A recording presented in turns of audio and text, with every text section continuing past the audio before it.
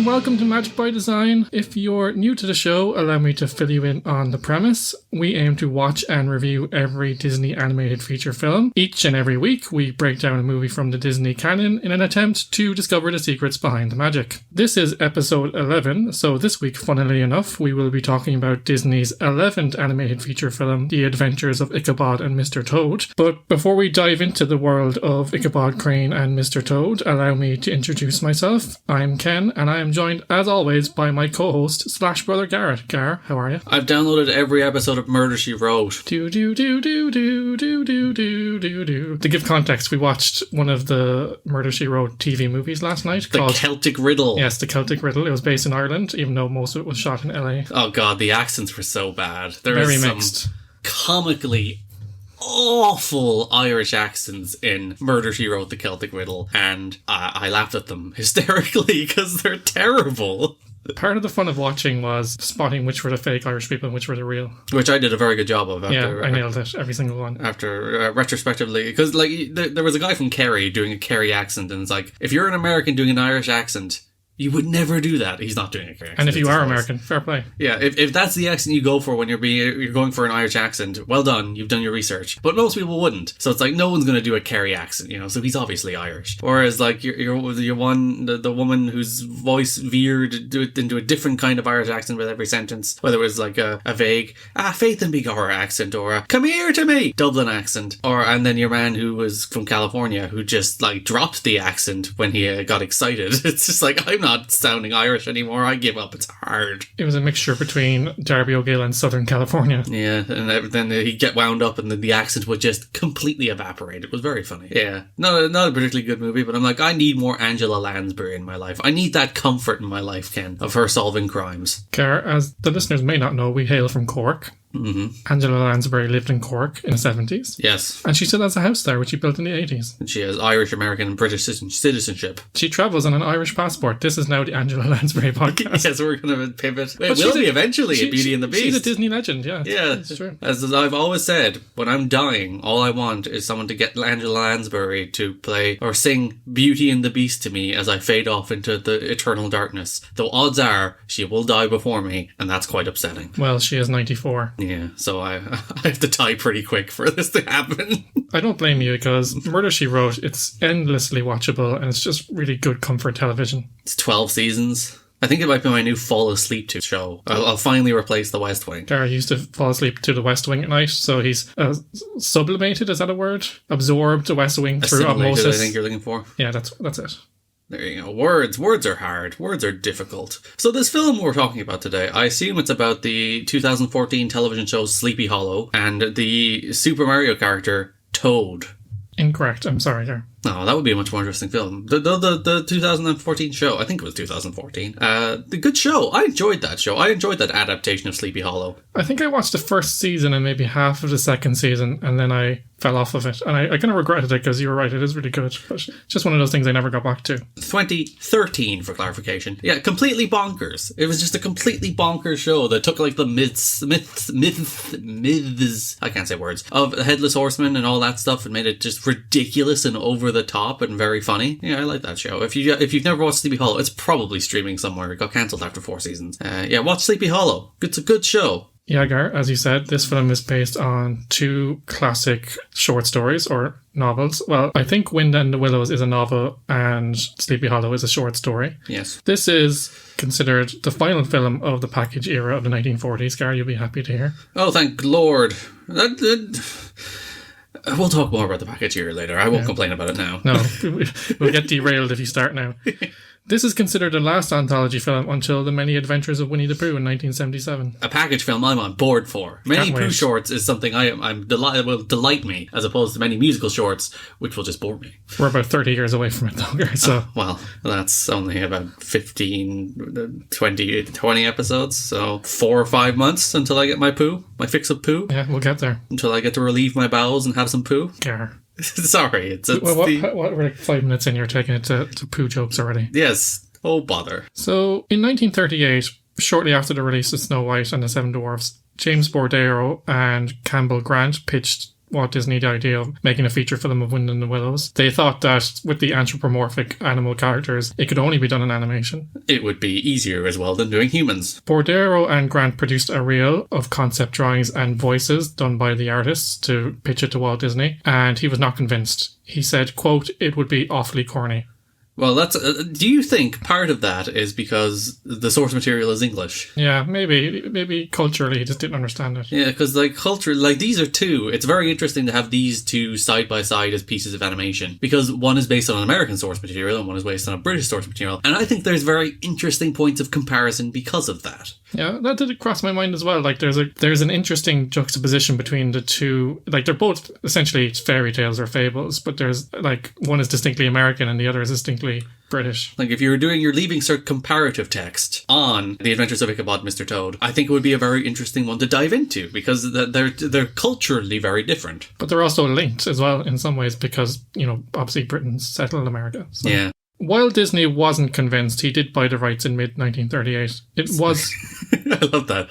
I don't think it'll work, but I want to own it. Yeah, just in case. It was intended, like most of the films in the package era that were featurettes, to be a feature film released with the same title, Wind in the Willows. Why did they never do originals? It's very...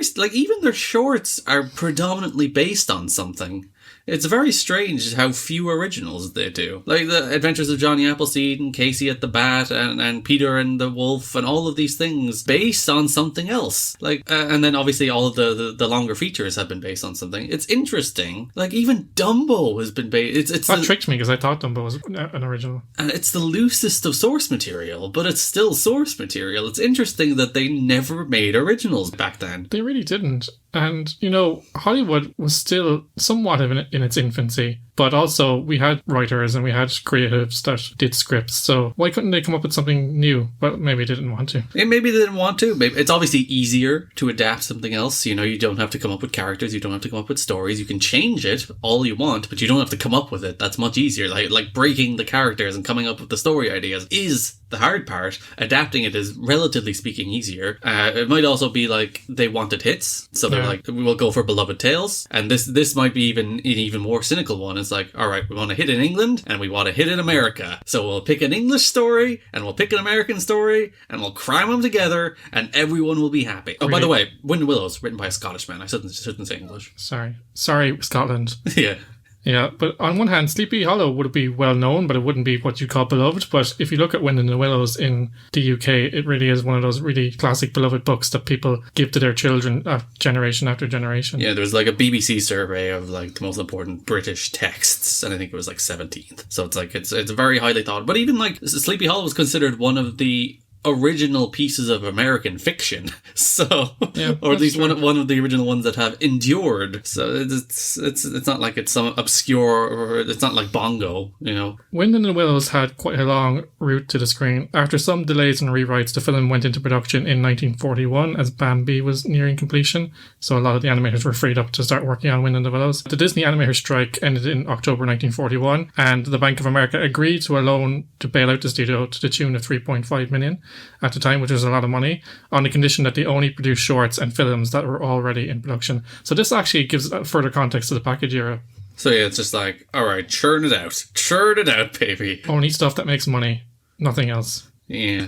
I wonder, it's interesting, so many of the shorts and stuff that they've made so far have been based off European texts. Pinocchio's Italian, all the Grimm fairy tales, obviously. Bambi as well. So yeah, Europe really, really holding up the storytelling aspect of Disney. Get out of here, America. Interesting side note here, Gar. As a result, early versions of Lady and the Tramp and Alice in Wonderland were shelved because they weren't in production yet. Wind in the Willows was kept because it was already in production and some of the animation had been completed. And they paid for the rights for it already, so they might as well. Yeah. However, after reviewing early footage, Disney decided that he would shelve the project indefinitely, saying the quality was far He really hates this, doesn't he? Really doesn't like it. He said the quality was far below the standard necessary to be successful on the market. Ooh. So that was around the 1941 maybe. So Wind in the Willows resumed production in 1946. So when they got desperate, Walt is like, fine, just make it. Fine. Following his military service in World War II, animator Frank Thomas was assigned to the project to help the original director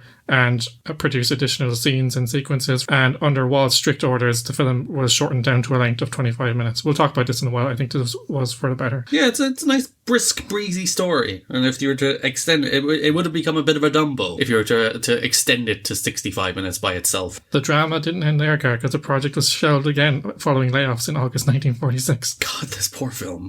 Meanwhile, in December 1946, Disney started production on a new animated feature film, an adaptation of The Legend of Sleepy Hollow. Around this time, there were plans, we've mentioned this before, to combine The Wind in the Willows and The Legend of the Happy Valley, which became Mickey and the Beanstalk, along with The Gremlins, an original story developed by author Roald Dahl, into a package film called The Three Fabulous Characters. This is really interesting. Not many people know this. Roald Dahl created Gremlins, you know, Gizmo and the classic movies. He did. Really? Oh, it's a book. If you look at the book, it actually has the Disney brand on it. So I don't know whether they produced the book or it's just because they own the rights that any subsequent publications had to have the Disney logo on it. Yeah, that's a weird one. I did not... That's just a character I do not associate with Roald Dahl. Yeah, it's a short story, but he created the Gremlins. We'd know it more as a movie. We wouldn't know it more as a story, I think. I'm looking at the Wikipedia page now for Gremlins, and they don't cite it being based on the Roald Dahl book. It's definitely the same thing. I've looked into this. It says based on gremlin folklore, which a gremlin is...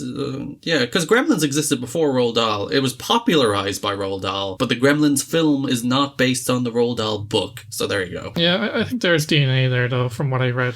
Probably. When the Gremlins failed to materialize, the title was changed to The Two Fabulous Characters. Then, The Legend of the Happy Valley, as we know, was cut from the project in favor of pairing it with Bongo. The two shorts were incorporated under the title Fun and Fancy Free, one of our latest episodes. Go back and listen to that if you haven't already. Yes, more Roald Dahl history. Gremlins was his first book. What's that? Yeah, it was Dahl's first book and written for Walt Disney, so that's the reason it's published. That's interesting. That's where Roald Dahl got his start. There's an original copy of that book signed by Roald Dahl, and it was worth like $4,000 or something. Roald Dahl, Walt Disney, who had a personal interest in the Gremlins, reluctantly began to wind down the project. It's interesting because, like, so many of Roald Dahl's books were then adapted into beloved animated and live action features. I believe none of which were made by Disney. Actually, James and the Giant Peach is Disney. Ah, there we go. All right, so one. We'll give him that. Because, like, did he just get a sour taste from that first interaction with Disney? He's like, I'm never working with Disney again. But no, he made James and the Giant Peach. All right. In late 1947, Disney decided to pair The Legend of Sleepy Hollow with The Wind in the Willows into a singular package film, as neither was long enough to be a feature film. The new film was later given the title that we know today, The Adventures of Ichabod and Mr.Toad. The film was released in October 1949 to mostly positive reviews from critics, many preferring Wind in the Willows to Sleepy Hollow,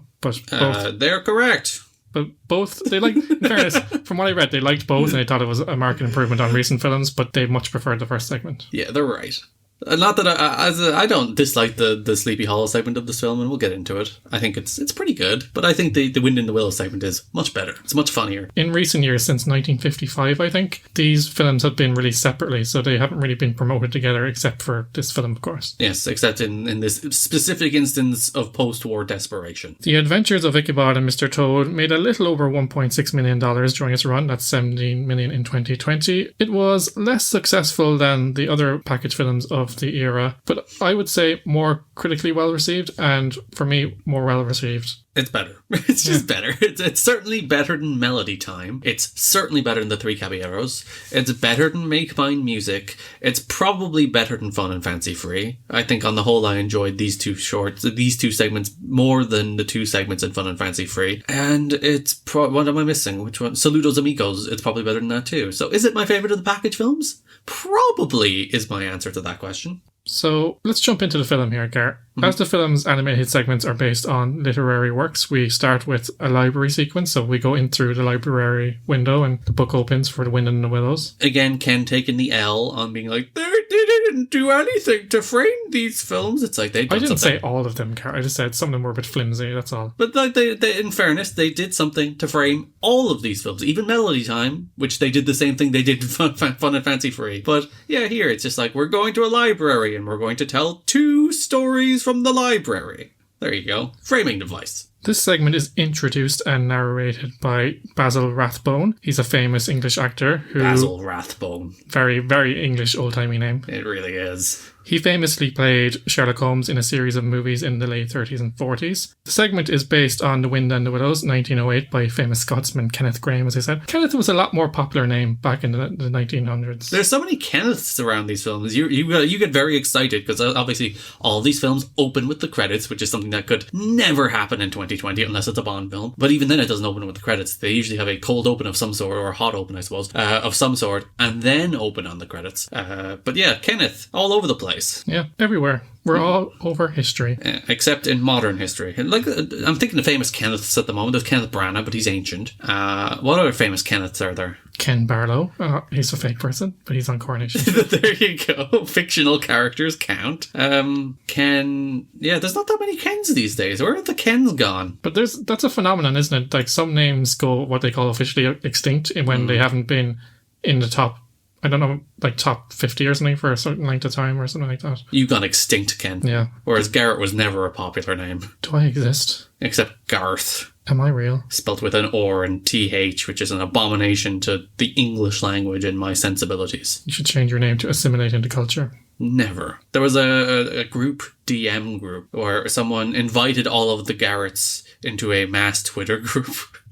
To unify over their name Garrett. It was a good time and a strange time. It still exists. Every so often someone messages it. It's like, hey Garretts, how we doing? And everyone's like, I'm doing fine, Garrett. That's so weird. The internet. The story of Wind and the Willows is set in and around London, England. London? Between June 10th, 1907 and January 1st, 1908. So Toad goes to jail for a while.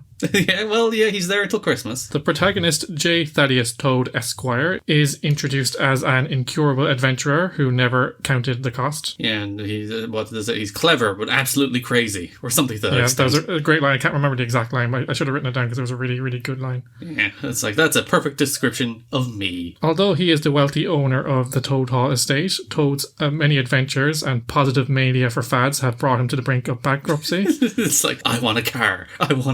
And it's like, God damn it, Toad. As a last resort, Toad's friend Angus MacBadger volunteers as Toad's bookkeeper to help keep his estate, which is a source of pride in the community. So from there, he starts off with his latest fad of horse and carriage. Mm-hmm. Trashing the entire English countryside. And then he sees a car, and then he gets those weird Disney hypno eyes. Yes. And he's like... He makes car noises, as one does. And starts bouncing around the place. He is infatuated. He's desperate to have a car, so his friends Rat, a.k.a. Ratty, and Mole, a.k.a. Moley, yes, lock him up in his room in an attempt to save him from himself. They lock him in his house until his car fever goes away. And then he breaks out of his house and trashes the English countryside in a car again. A car which he robs. But does he rob it? Yeah, so the conceit is that he trades Toad Hall for the car because he's so desperate to have it. But he sells it to a bunch of weasels, literal weasels, not figurative, they're weasels. And hilarity ensues. The basic premise is Toad is framed for stealing the car. He goes to jail. They bust him out, and he has to try and get the deed back for Toad Hall. Yes, by an evil barman, who, there's a very good gag where the barman goes to court, and he's standing on the bar, the court stand thingy, and he's still cleaning the court stand, because he's a barman. That's what he does, he cleans the bar. On this subject of Winky, he was deeply unsettling, and at the beginning I did not twig that he was the villain, and I really should have. Yeah, it's literally, hello, I'm the villain. I have evil villain face. I was happy to see that the voices were actually produced by English actors in this, which made a difference. It had a distinctly British feel. Yes, and but I haven't read the text, even though it's my gimmick that I should. Have you read these books? These two? I haven't. No. I've watched the 2013 Sleepy Hollow TV show, so that's all I need to know about that. But. The material of the book seems to have been just lifted into the film because it's not written like most Disney films are. Like it seems very much written in an English voice or a Scottish voice, I suppose, and that makes it somewhat better than most of the stuff Disney does. It has somewhat of a restraint and a reserve, but also whimsy. That's a very British sensibility. It's. I think this is probably the funniest of any of the Disney features. Like there's honest to goodness, like good lines and good jokes and good bits in this. Speaking of the characters as well, Mole, aka Moley, you gotta love Mole. He's adorable. Yeah, his commitment to Toad, even though Toad doesn't deserve it. Yeah, Toad, has an undying loyalty to Toad, and he's ready to help him at all turns, even though he's a jailbird. Yeah, pure innocent Moley, helping people out. What a guy. All the main characters are appealing in their own way to me in this film, and they're very reminiscent of later works like The Great Mouse Detective and the DuckTales universe. Angus McBadger, what a name. Yeah. It's basically like Boaty McBoatface, except the name you'd give a Scottish badger. I thought this short overall, or it's more of a featurette, the word I've coined in the last few episodes. It was fast-paced, as you said, it was very, very funny. It had an energy and a life to it while also feeling somewhat quaint. It's just like, as you said, it had a restraint, so it built, so like it set the premise, and it had gags, and it was a bit funny and unusual, but it didn't give away the game too early. And then we kind of get to the sequence near the climax where there's a madcap chase / brawl for the deed to Toad Hall, which is very impressive both in terms of its pace and the skill of the animation. And some commentators at the time say that it's some of the best work they've ever done. Yeah, I think it's not better than Bambi. It's certainly not better than Bambi. Like, Bambi is still, I think, the pinnacle of anything they've done in this era. But, like, if you're like, do I think side by side the Adventures of, the Adventures of Mr.Toad, I guess, excluding Ichabod, is better than Snow White? Probably.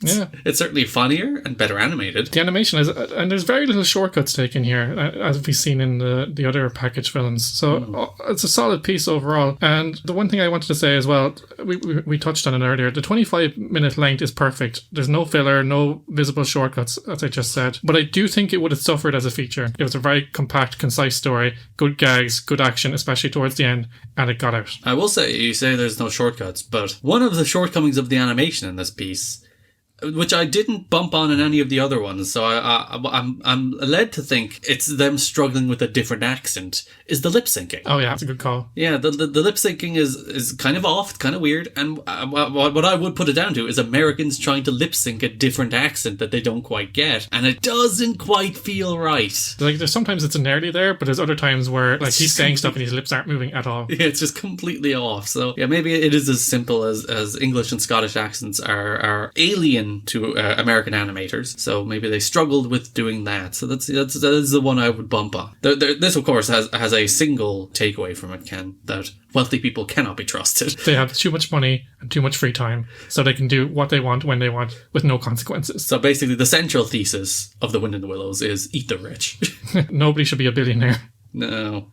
Like, I saw a funny tweet once that said, basically, nobody should be a billionaire. So once you get past $1 billion, you get a certificate, like, well done, and then the rest of your wealth is redistributed to things that need it. Because realistically, no, people are like, oh, I can't live without my billions of dollars. It's like, there's no incentive to make things if you can't make more than $1 billion. And it's like, that's also bullshit. Get out of here. Crazy. But before we get bogged down in economics and politics, and Mr. Toad is exactly the primary example of why this is the case, because he just makes everybody's life more difficult by trashing the English countryside with his flagrant wealth, so that he cannot be trusted with that money. So you need Angus McBadger to rein him in and redistribute that income. So that's as I said, that's realistically what The Wind in the Willows is all about. Yeah. It's an allegory for modern capitalism and how it's failing us. Sleepy Hollow is introduced and narrated by Bing Crosby, who performs the voices of the main characters Ichabod Crane and Brom Bones. The second segment is based on The Legend of Sleepy Hollow by Washington Irving. Although the film introduces the story as Ichabod Crane, later individual releases retained the original title. As a short story, The Legend of Sleepy Hollow was originally published in the sketchbook with other stories and not as a single volume as pictured in the film. To give a brief synopsis here, in October 1790, that's very specific. Why is it very specific? The idea is this is a Halloween story. Oh, that's true, sorry. Yeah. Sorry, Gar, you're right. I'll slap myself on the wrist here. But I can, I'm holding my iPad, which has the script on it. In October 1790, Ichabod Crane, a lanky, superstitious yet charming dandy, arrives in Sleepy Hollow, a small village north of Clark, I don't know where that is renowned for its ghostly hauntings, to be the town's new schoolmaster. Despite his odd behaviour, appearance, and effeminate mannerisms, Ichabod soon wins the hearts of the village women and forms friendships with the students. So he basically seduces them all into making him really nice meals. It's like Sleepy Hollow's a real place, isn't it? I'm pretty sure it is. Google. Yes, it's in Mount Pleasant in New York. So I wonder I assume they do like loads of stuff based around this. You'd have to think that they built their entire identity around the legend of Sleepy Hollow. Because, like, why not? What else does Sleepy Hollow got as a tourism attraction than just relentlessly being like, Headless Horseman, Ichabod Crane? Brom Bones, the roguish town hero, does his best to bully Ichabod. However, he is very good at ignoring these taunts at first and continues to interact with the townspeople. Ichabod then falls in love with Katrina Van Tassel, the beautiful daughter and only child of Baltus Van Tassel, who is the richest man in the village. Despite the fact that he is falling in love with her, Ichabod mainly desires to have his money for himself. Brom, who is also in love with her, proceeds to compete with Ichabod for her affections. Ichabod wins over Katrina at every opportunity, although unbeknownst to him, Katrina, who thinks Brom is too sure of himself, is only using Ichabod to make Brom jealous and force him to try harder for her affections. I wrote this as a note here. I did not cop this while viewing the original film. I didn't get that she was just playing Ichabod to make Brom jealous. You see, I would have said it was the other way around, but my read of the film is that she was more interested in Ichabod than Brom. Yeah, but then too. Brom won the war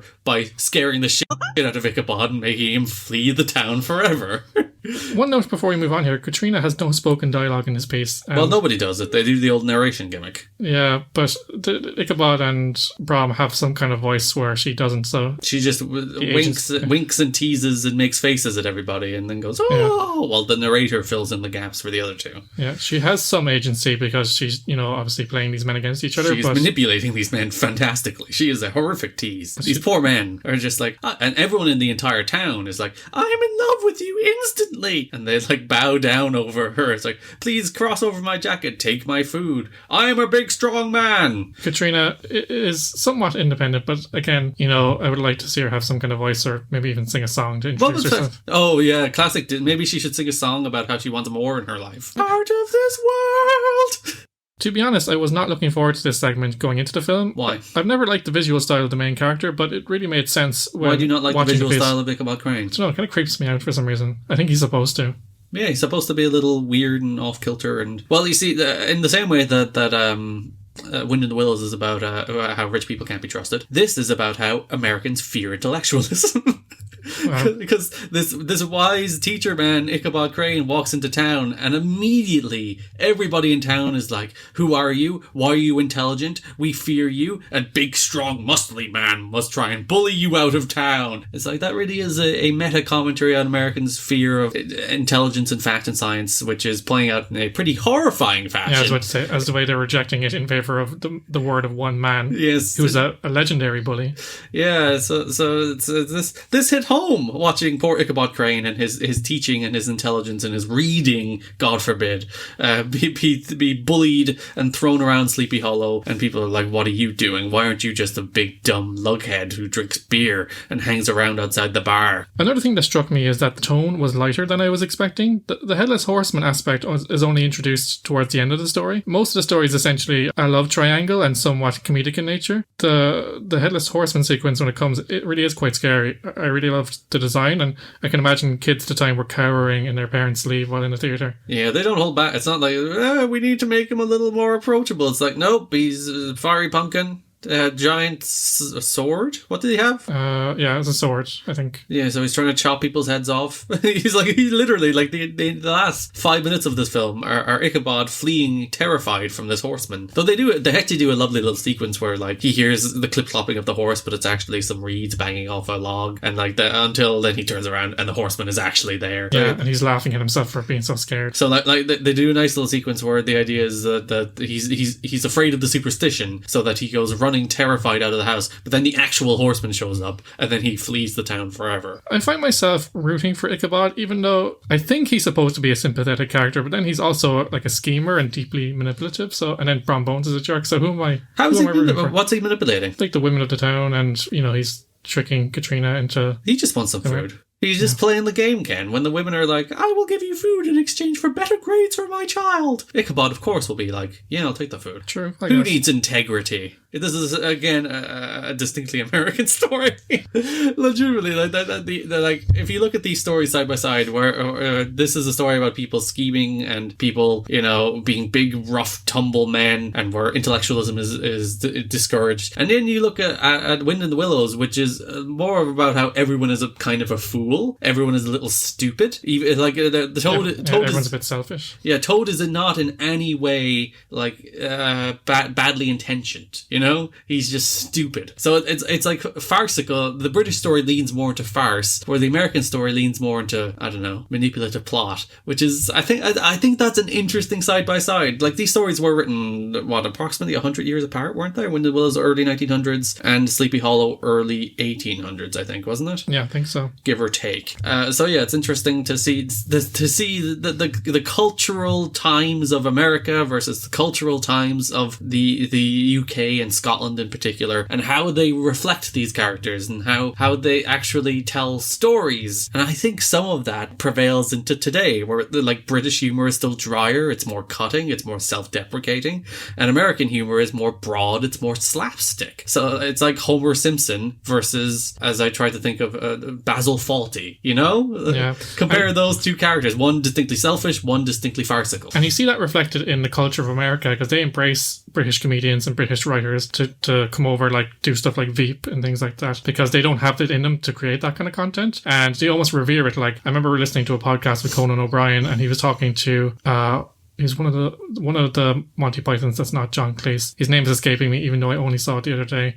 Anyway, it's not Eric Idle. And he said, like, they're in awe of what the British do because it's just not in them to do it. Yeah. And they don't have that reserve and that kind of dry wit. So it's funny that, like, Americans just really covet that. And even today, you see that in all this stuff that's produced. And I like probably the best example is David Brent versus Michael Scott. Like those two different sides of what are in essence the same character shows this same dichotomy that you saw if you watched the Adventures of Ichabod and Mr.Toad, and you saw something very similar between these two stories. And I think that is very interesting, the cultural difference between the writing in these kind of pieces. Yeah, I think that's a really good call out there.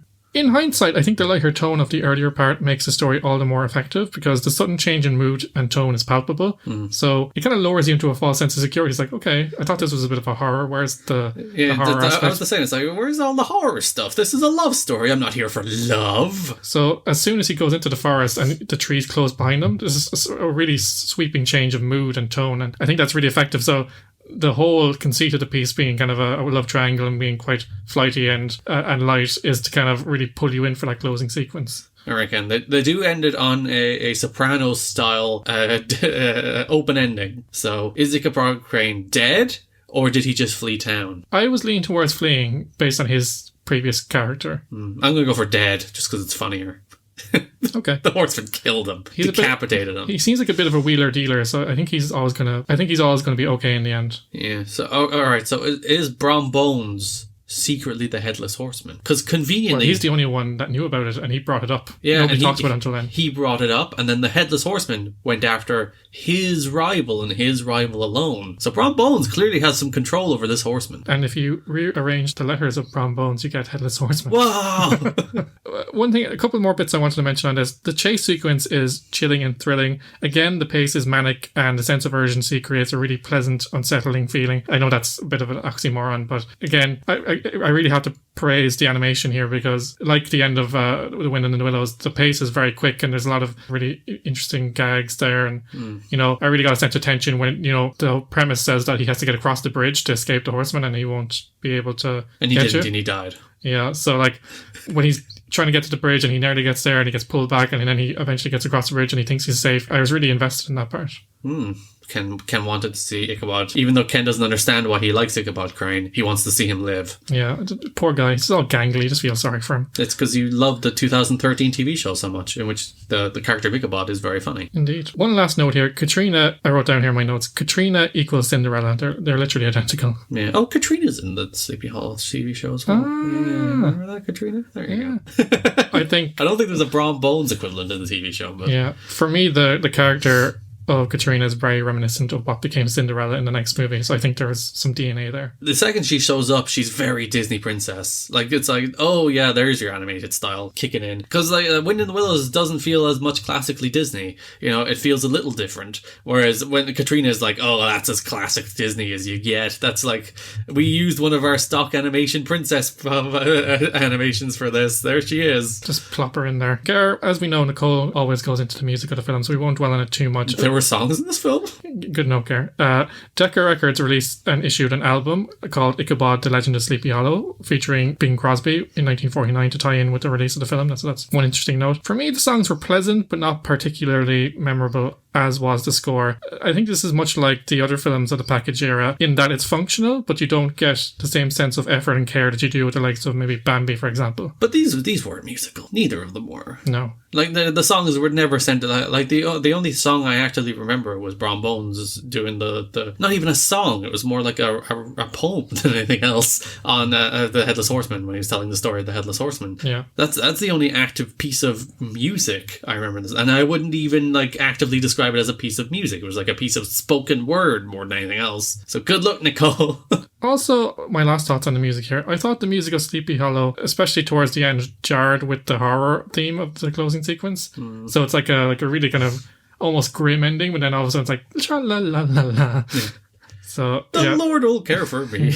Yeah, so they kind of, I suppose they wanted to end it on a happy note, but it just felt like really... Well, it's a happily ever after for Brom Bones, whereas Ichabod is probably dead. God bless him. I'm on the side of dead. I'm on the side of escaped, and we'll leave it there. Final thoughts, Gar, and summary of the package era? I like this film. I like this film a lot. I particularly like the Wind in the Willow segment, but the Sleepy Hollow segment is okay. It's pretty good. It's solid. Whereas I think the Wind in the Willow segment is excellent. I think it is one of the better things they've done. So on the whole, I think it's my favourite of the package films. I'd agree. I think Wind in the Willow stands on its own as... I wouldn't say so maybe... Disney was wrong, by the way, Mr. Yeah. I don't see how this will be... And maybe it was actually good because he was so demanding over how good it should be. But we see this a lot in Disney history where projects aren't really placed as favourites or they don't have faith in them, and then the people who do work on it work harder because they want it to be good.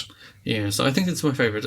I understand why this era of films exists, and it's a miracle Disney actually came out of it financially viable. How interesting would the world be if Disney it went bust in the 40s during the war, because these films didn't make money? And by all accounts, it very nearly happened. Yeah, so that history of the world, because they have to take out a loan to finance these damn films. So, but I think the films are very wildly in quality. I freely admit that the musical package film idea just isn't for me. That's not my thing. I don't really want that. And maybe there's probably better ways of doing that would appeal more to me. But the ways Disney did 3 of them in this era, and Fantasia, I thought, was interesting but flawed. Make My Music, I surprisingly liked more than I expected. And then what was the one we did last week, Melody Time, I just had no time for it whatsoever. By the time we reached Melody Time, I was fed up of this idea. And then we have the package films, which are 2 combined, which is Fun and Fancy Free, and the other one, the one we're watching today. There we go. The Adventures of Ichabod and Mr. Crane, or Mr. Crane, Mr. Toad, sorry. Yeah, Ichabod and Mr. Crane, indeed. Which I prefer the idea of combining 2 kind of, as you say, featurettes. Thanks, Ken's preferred word. And then we had the 2 South America films, one of which I liked. I liked Saludos Amigos. I thought that was interesting. And then 3 Caballeros on the other side of that, terrible. So... Yeah. I think I'd echo that, Gar. This is my favourite so far, and it is a mixed bag. I think, as we said, a lot of this was survival mode. They were trying to get their odds and ends to try and make a product that they could sell. At the same time, we did see a lot of innovations in this period that we can see in the DNA of even features today. So there was some things to take forward from it, and I think, overall, I think 50-50. 50-50? Yeah, give or take, probably. Yeah. As I said, well, Fantasia isn't included in this, so everything after Bambi. So Saludos Amigos, good. 3 Caballeros, bad. Make My Music, good. Oh, no, sorry.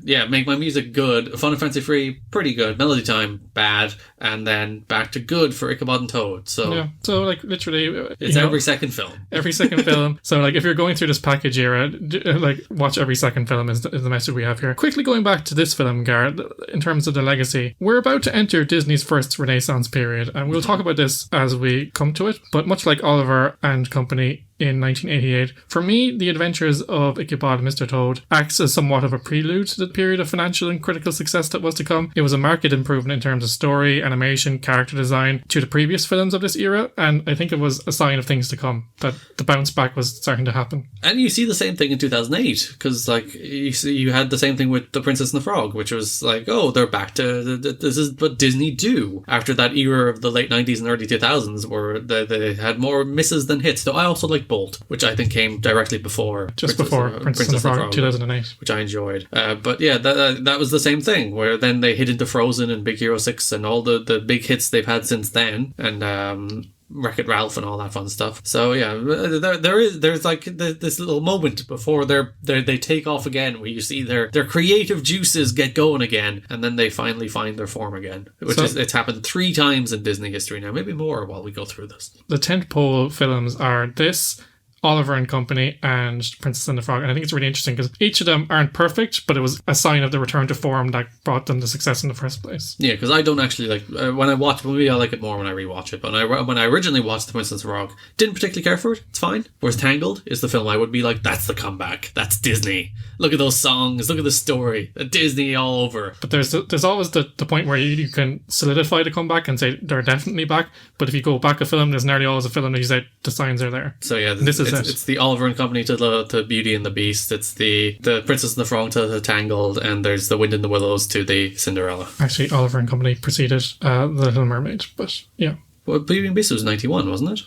Yeah, but Little Mermaid was 1990 and Oliver and Company was 88. Oh no, 92 was Aladdin. Also, we would see the character designs in both featurettes inform the design of characters in the features that would follow for decades to come. So, we're, as we said, The Great Mouse Detective, Cinderella, even adjacent to this film. Again, it's really solidifying that patented style that we saw in Bambi as well. Yeah, that Disney animated style. That even like you saw in Snow White, even like all the way back to Snow White, you could see the beginnings of that style. It's like, they were already on it. Like they didn't have to find their visual voice, for want of a better word, until like right at the very beginning. One last fun note here, Gard. The Wind in the Willows segment inspired Mr. Toad's Wild Ride, an attraction at Disneyland which featured from the park's opening and is still operating at many Disney theme parks worldwide today. Is it in one of the ones I've been to? Yeah. Have I been on it? No. Alright. It's more of a kiddie ride. It's one of those like ones that goes in the dark. Sounds like fun. Okay, Disney chums, that's nearly it for the show this week. Our resident singer Nicole is coming up in just a few moments with a song from Ichabod and Mr. Toad. It's always a treat, so be sure to stick around for that after the outro. You can find new episodes of Magic by Design every Monday, where all magical podcasts are downloaded. Check out our website at magicbydesign.buzzsprout.com to find a full list of podcast providers. Magic by Design is on all your favorite social media haunts. Get it? Sleepy Hollow. You can find us on Facebook at facebook.com/magicbydesignpod,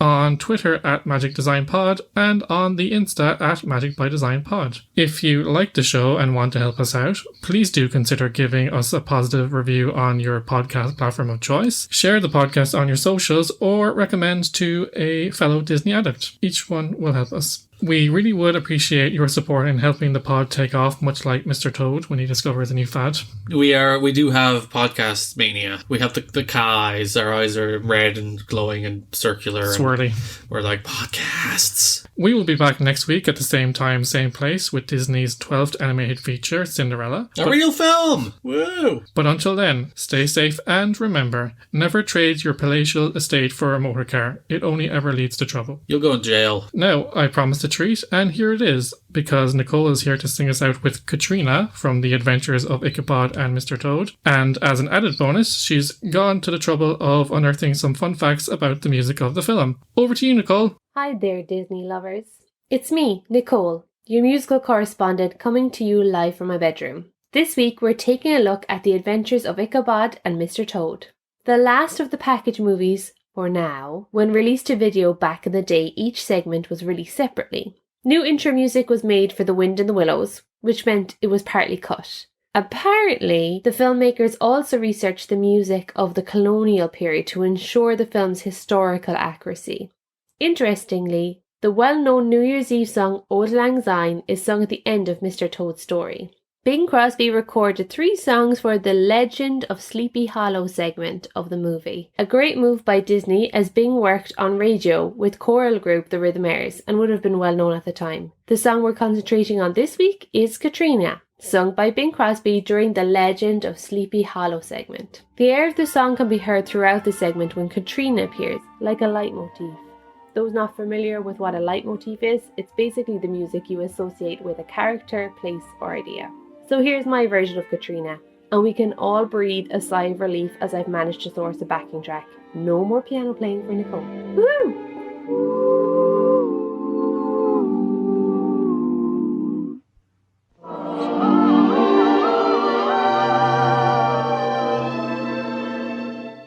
Once you have met that little coquette Katrina, you won't forget Katrina.